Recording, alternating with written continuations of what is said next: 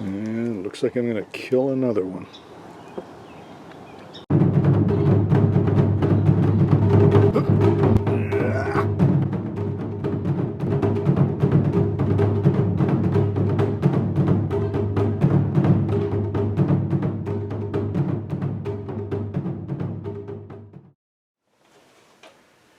Most people today are familiar with bonsai, the Japanese art of miniaturized trees. Once I made a statement that I had killed many of these little guys over the years, which led to a rumor that I had killed many Japanese. No. I've cared lovingly for these little treasures, but it was unrequited love. With all my other thumb problems, it seems that I have a brown thumb. But it wasn't always the case. Back in Japan, I faithfully watered and sometimes pruned the many bonsai my father-in-law had, and he had a lot of them. I suppose it's only natural if you have a 200-year-old house with a beautiful koi pond, you would have a lot of little trees. I used to feed the fish too. The bonsai trees were all over the place, and one of them I remember being over 100 years old. I was not going to kill that tree. But since those days I've managed to do in quite a few over the years, and now I'm going to stop. But bonsai taught me something very valuable. Small is beautiful. Not just beautiful, but functional. You see, with bonsai you can have a nice tree to look out without dedicating a lot of space to it. You don't have to stick an acorn in the ground and finally see a nice oak tree sometime before you die. Unfortunately, mainstream karate training demands that you stick an acorn in the ground and water it for many years. Slowly growing a magnificent oak is the goal, and it's honored. There's a presumption that shortcuts are something dishonest, and only the skills that take years and years of hardship are worthy of respect.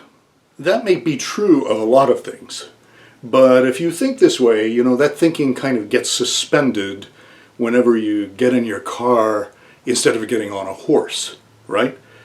Since most people in the karate world today view it as a fitness and character development activity, they often play down the utilitarian side, which is to say, self-defense.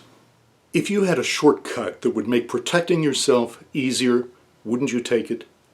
Or would you double down on doing the hard work of endless repetitions and exercise, maybe while wearing a hair shirt?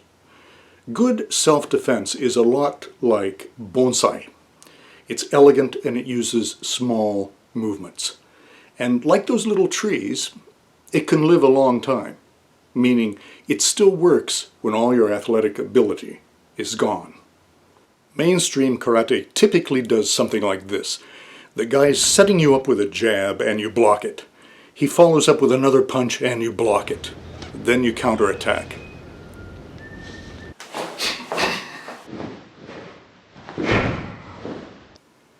Now, here's shortcut karate. You change the distance, you counter while blocking the attack, and the second attack is preempted. And you used a little movement with small contact points against small targets. Small is beautiful. If you learn to make beautiful, or maybe not so beautiful, small movements, and that's your first reaction, they will serve you well for self-protection. And they require no size, strength, muscle, and not even that much speed. What you are doing with a shortcut is cutting out all the unnecessary motions, like the buds on a bonsai tree that aren't where you want them to be.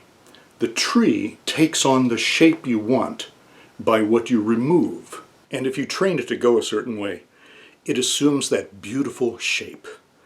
We train a certain way so that our movements take on the shape that stops our attacker in his tracks. Instead of trading blows for blows, or trying to hold him down while he tries not to be held down by you, you just end the conflict quickly with small but beautiful tactics. Well, I think they're beautiful. Check out our Common Sense Self-Defense video course, A Small but Beautiful Pathway to Protecting Yourself and Your Loved Ones.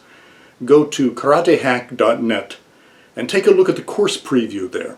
It goes without saying that if you yourself are small, this is ideal for you.